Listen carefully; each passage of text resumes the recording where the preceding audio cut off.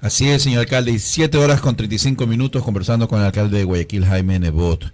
Señor alcalde, esta semana, y ya paso al plano nacional, la Asamblea Nacional específicamente comenzó a tratar un proyecto de ley de emergencia, con el cual el gobierno intenta equilibrar las finanzas públicas. Los legisladores dan la impresión de que se convierten en una especie de médicos y comienzan a decir qué es lo bueno para la salud, y en base a la legislatura por una salud pública estable intentan poner impuestos, una serie de impuestos a ciertos productos de consumo. Da la impresión de que por un lado se nos quiere cuidar la salud, pero por otro lado, porque así es esto, un lado afecta a otro lado cuando se mueve en la economía. ¿Qué va a pasar con los sectores, por ejemplo, productores de azúcar? ¿Qué va a pasar con la agroindustria? ¿Qué va a pasar con la industria que específicamente tiene estos productos o que produce todo esto relacionado con el azúcar, con los endulcorantes, con esta serie de productos que también reflejan trabajo y empleo en una situación donde también hay problemas de empleo y también hay problemas de falta de empleo, señor alcalde? Mire, yo resumiría esto en una pregunta: ¿qué le va a pasar al pueblo y especialmente a los pobres y a la clase media? ¿Qué le va a pasar al Ecuador? Primero decían que no pasaba nada y siguen insistiendo, aunque ya con menos intensidad, en que no pasa nada. Segundo, cuando algo pasa hay que intervenir. Cuando alguien está enfermo hay que operar, pero mientras más grave la operación, más delicada, más técnica y afinamiento se necesita. Aquí han entrado, como dijo alguien del extranjero, en una situación similar, al quirófano con una motosierra, no con un fino bisturí ni con un láser. Entonces esa ley, que a mí más me parece una ley de fomento al desequilibrio social, de fomento a la pobreza, va a traer serias consecuencias. Mire, cuando usted pone impuestos a cualquier cosa, esos impuestos no los paga el que fabrica el producto, los paga el que compra el producto, los paga el que consume, los paga el pueblo y los pagan en mayor medida y significación los pobres, porque los productos valen igual para pobres y ricos, pero los pobres y la clase media no ganan lo mismo que la gente pudiente. De manera que ese es el grave problema. Usted está trasladando, al encarecer los productos, dinero de los bolsillos de la gente, de los bolsillos del pueblo, a los bolsillos de un Estado que necesita ese dinero para cerrar el hueco que abrió su farra. Y yo pregunto, ¿cómo entonces se mueve la economía cuando la gente se le saca la plata para llevarla al Estado? Y se dice que son impuestos para disuadir el consumo, para disque cuidar la salud, de la que yo pregunto entonces por qué durante los 9 años no se han preocupado de haber hecho eso. Pero al mismo tiempo se cuantifica $300 millones de cuantía. Entonces no es un impuesto para precaver la salud, es un impuesto para sacar dinero del pueblo y llevarlo al Estado. Eso empobrece al pueblo, le quita capacidad de compra, capacidad de pago. Y cuando no hay compra ni pago, entonces tampoco hay ventas ni cobros. Y se paralizan, se determina una especie de inmovilismo económico, o al menos de una lentitud económica, que genera una cadena de problemas similares y que genera alto desempleo, que es el que se está viviendo en estos momentos. Y esto no es cuestión de que lo diga yo, es cuestión de que lo piensa el pueblo. Y nosotros concordamos con lo que piensa el pueblo. Las encuestas serias que las acabo de revisar de la última semana revelan que el 80% de los ecuatorianos piensa que estamos en crisis. 8 de cada 10 ciudadanos, 80 de cada 100 ciudadanos piensan que estamos en crisis.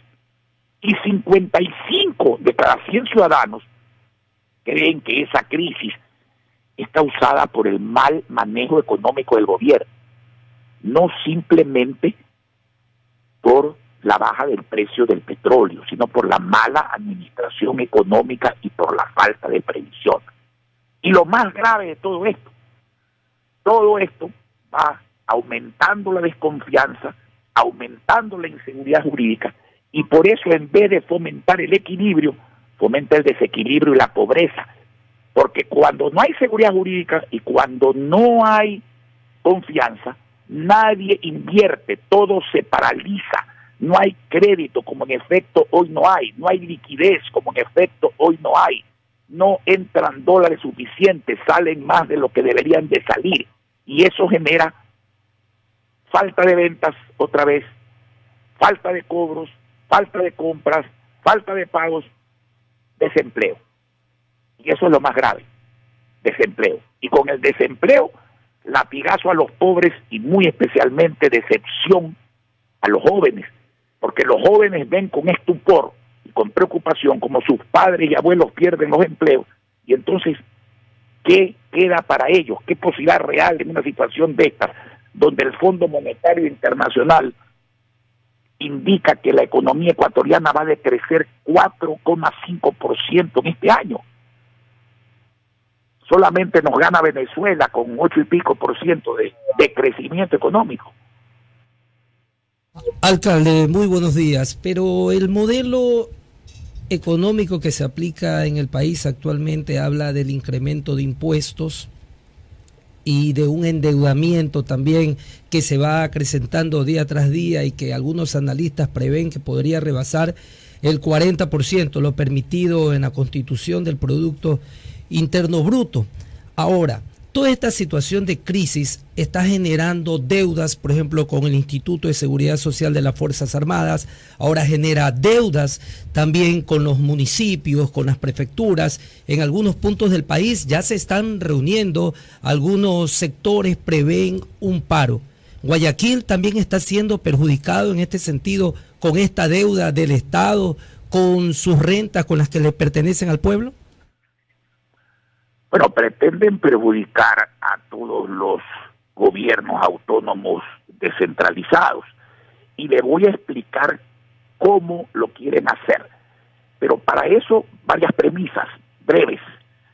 Número uno, el dinero que corresponde a las ciudades y provincias no es una dádiva del gobierno, no es una deuda del gobierno, no es una entrega del gobierno, es un derecho que da la Constitución a participar en las rentas tributarias y petroleras, respecto de las cuales el Estado es un mero recaudador, un cobrador, que luego tiene que entregar a las ciudades y a las provincias. Punto número uno. Punto número dos, hay que aclarar, porque para criticar hay que ser claro y justo, que el gobierno no está pretendiendo bajar el porcentaje que la ley le otorga a las ciudades y provincias. 21% de los permanentes, 10% de los ingresos no permanentes que incluyen el petróleo.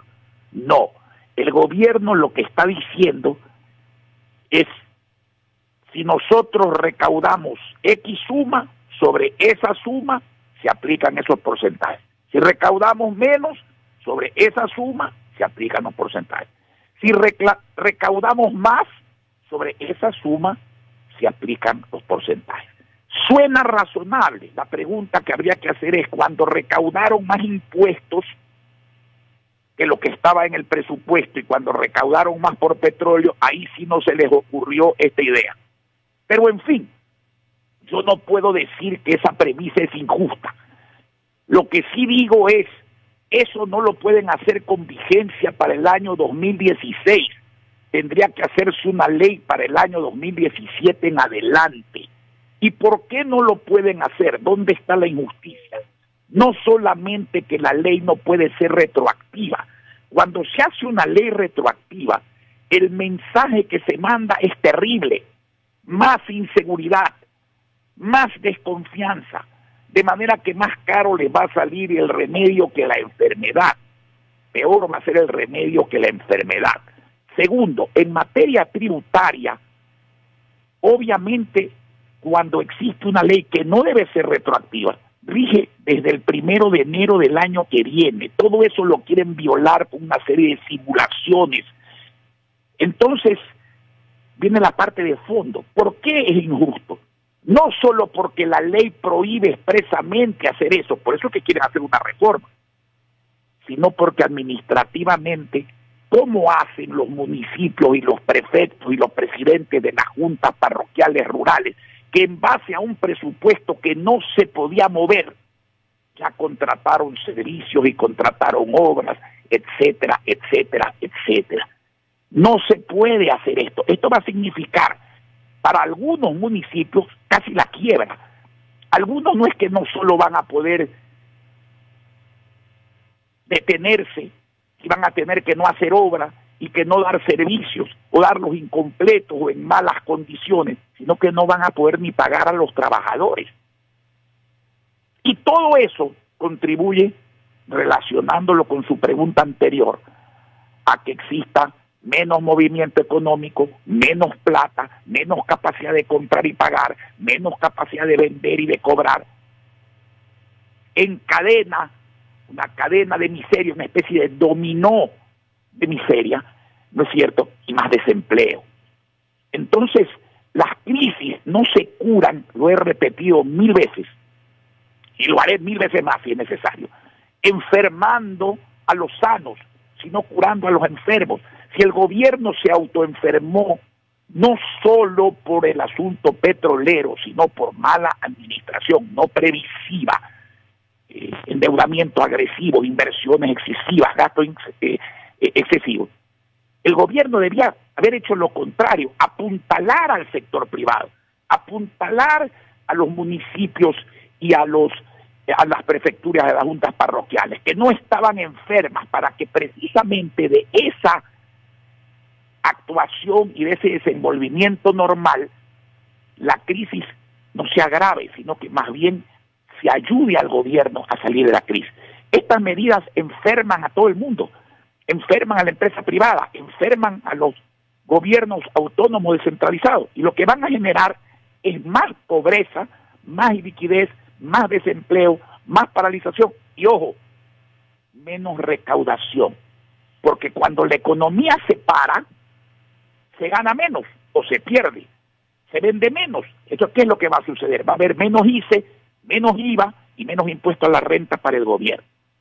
Aquí están poniendo retro en vez de aplastar el acelerador hacia adelante, hacia el progreso, hacia el bienestar, hacia el empleo, hacia el crecimiento. Y eso se logra con un Estado que gaste poco, que invierta mucho, que sea buen pagador, que se endeude mesuradamente, a bajo intereses, bajando el riesgo país, con todas esas cosas, y a la vez generando en la empresa privada y en la propia empresa pública confianza, desarrollo y seguridad jurídica, porque de ahí es que nacen los productos en cuantía suficiente para no subir de precio, de ahí es que nace el buen servicio, de ahí es que nace el crecimiento, y con el crecimiento el empleo, porque no se puede emplear más personas cuando las empresas quiebran, cuando las empresas cierran, cuando las empresas tienen dificultades, sino todo lo contrario, cuando se hacen más empresas y cuando las que existen están más bollantes y más prósperas. Así de sencillo es este análisis. 7 en la mañana con 48 minutos en la señal de Radio Morena, enlace radial de los miércoles con el abogado Jaime Nebot. Señor alcalde de la ciudad de Guayaquil, en julio del año 2015 escuchábamos el emotivo discurso, pero también algunos aspectos que usted señalaba. Se viven días gravísimos. Guayaquileños y ecuatorianos, nunca te des por vencido, ni aún vencido. A pesar de lo expuesto en este diálogo, las obras en la ciudad de Guayaquil se evidencian, se preparan, incluso se anuncian que vienen más cosas. ¿Cómo hacerlo entonces si estamos en esta situación que hemos hoy día explicado a la audiencia, señor abogado Jaime Nebot? Bueno, primero debo decirle que nunca hay dinero suficiente para hacer toda la obra y los servicios que uno quisiera hacer y dar. O sea que aquí no es que porque Guayaquil tiene una estructura financiera producto de el manejo pausado, previsivo, de pocos gastos, $15 por cada 100 se gastan y 85 se invierten durante muchos años, hay reservas, hay un manejo que nos permite pedalear esta crisis. No por eso vamos a dejar de reclamar lo que es justo ni de decir lo que tenemos que decir, como lo he dicho claramente una vez más el día de hoy. No. Eso que quede claro. Ahora, si usted me pregunta, ¿en Guayaquil hay contratistas impagos? No hay. ¿En Guayaquil hay obras paradas? No hay. ¿En Guayaquil hay obras que no se van a hacer? No hay obras que no se van a hacer. ¿En Guayaquil se va a incumplir el último compromiso electoral? No se va a dejar de cumplir con los compromisos electorales anteriores, ni tampoco con los compromisos que hemos adquirido para esta nueva administración. Y le vuelvo a poner varios ejemplos. Acabamos de inaugurar el terminal terrestre satélite en el kilómetro 14,5 de la vía Daule. La pavimentación continúa. El puente sobre el río Daule que une San Borondón con Guayaquil se inició. En el tránsito, el contrato de la Metrovía para todo lo que es su crecimiento sigue en marcha. En materia de tránsito, también firmamos el contrato para efectos de recaudar automáticamente multas y controlar el movimiento por vía sofisticada, por automatización. Ya habíamos firmado antes el contrato para automatizar lo que es matrículas y lo que es revisado. La aerovía está por recibir, yo creo que el día lunes o martes de la próxima semana, estaremos dando a conocer la calificación de las dos empresas más grandes del mundo, Doppelmayr y Poma, en esta materia, para poder hacer el tercer paso, que ya es la oferta económica, y poder poner en marcha el contrato, Dios mediante, en el mes de julio, para que 40,000 personas puedan trasladarse en 15 minutos desde Durán a la Plaza del Centenario, tiempo que hoy día es 3 veces superior, 45 minutos en las horas pico cuando se usa el puente de la Unidad Nacional o la Menéndez Gilbert. Los planes de todo lo que es pavimentación continúan. Los monumentos que tienen que ver con el orgullo, con la autoestima y también con el turismo que genera dinero y trabajo, están en plena marcha. La rueda moscovita, ya se lo dije, se inaugurará en el mes de julio. La internet gratuita y sin cable ha superado ya los 2,000 puntos a lo largo y ancho de la ciudad, y se sigue con todos los programas anteriores. Pero eso no quiere decir que no nos afecte lo que se pretende hacer. Lamentablemente el Estado no entiende, el Estado central, que está tratando de curar con parches su crisis, pero afectando no con parches, sino severamente, gravemente al sector privado, generador de progreso y de empleo, y a los sectores como los GAP, aparte de que tiene contratistas impagos y toda una cadena de deudas que va afectando poco a poco como una bola de nieve a la economía nacional. Y yo creo que una de las cosas que tenemos que tener en cuenta es quién nos quiere hacer esto, qué partido nos quiere hacer esto, qué diputados, qué asambleístas van a votar por esto, porque ellos son en su derecho libres de hacer lo que crean que tienen que hacer, pero las consecuencias de lo que hagan o no hagan van a afectar a todos los ecuatorianos. Y entonces, sin demagogia y sin insultos, sí tenemos que valorar quién sirve y quién no sirve, quién funciona y quién no funciona, quién genera empleo y quién lo quita, quién genera crecimiento y quién lo retarda o lo reprime. Y a esa gente no hay que darle el voto. Al que hace daño no hay que darle el voto, no por venganza, ni por asuntos personales, ni por asuntos ideológicos, por resultados. Los pueblos votan para que sus gobernantes parroquiales, citadinos, provinciales o nacionales le generen bienestar. Y ese bienestar no es bla, bla, bla. Eso se prueba haciendo, no diciendo. Eso se prueba construyendo, no destruyendo, uniendo, no desuniendo. Se prueba cumpliendo con los compromisos, generando empleo, liquidez, seguridad, bienestar, bonanza. Y quien no hace eso, bueno, yo creo que ellos serán libres de pedir el voto nuevamente, porque la política es así. Pero yo creo que la gente debe serenarse y ver bien por quién votar y por quién no votar, porque alguna sanción tiene que haber para esto. Cuando no se quiere entender lo que hay que hacer. Nosotros no estamos haciendo politiquería, ni shows, ni mucho menos. Estamos dando una opinión basada en lo que creemos y en lo que hacemos. Y está bien, si no se quiere ir por el camino correcto, pues que vayan por el incorrecto, pero que después no pidan el voto, porque la gente no da el voto para ser perjudicada. Alcalde, usted está refiriendo sobre el 2017 y está recomendando qué puede hacer el pueblo a manera de sanción moral o sanción democrática para los que, a decir su criterio, están causando un perjuicio al país. En esta última semana se realizó una marcha ciudadana y los ciudadanos ya pedían una salida del presidente Correa. Y la pregunta es, ¿hay que esperar al 2017 democráticamente o se puede anticipar la salida del gobierno por las malas decisiones económicas, señor alcalde? No, el Ecuador no contempla esa figura y no me malinterprete nadie. Yo aquí estoy hablando ni siquiera de política, peor de politiquería, peor de insinuaciones, de renuncia o de salida del gobierno. No, señor, tampoco estoy hablando de aspectos éticos, estoy hablando de resultados. En economía las cosas funcionan o no funcionan, se hacen bien o se hacen mal. Cuando se hacen bien, hay porvenir, hay empleo, hay crecimiento económico, hay una serie de cosas positivas. Y cuando se hacen mal, pasa la inversa.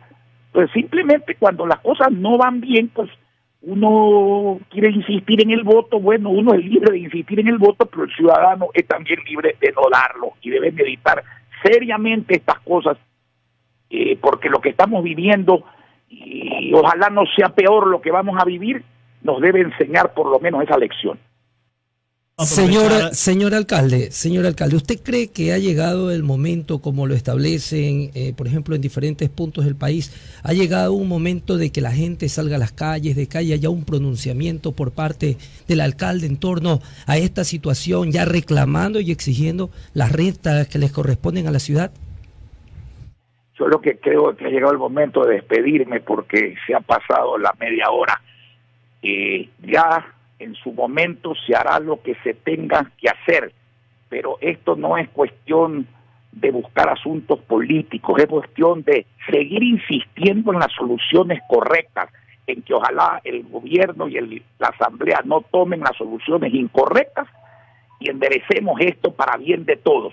Si eso no es así, bueno, habrá la sanción democrática y ya veremos en su momento qué más hay que hacer o se debe hacer. 7:58 minutos, señor alcalde. Gracias por esta comparecencia al enlace desde la señal de Radio Morena el día de hoy, miércoles, hoy día miércoles 13 de abril, señor alcalde.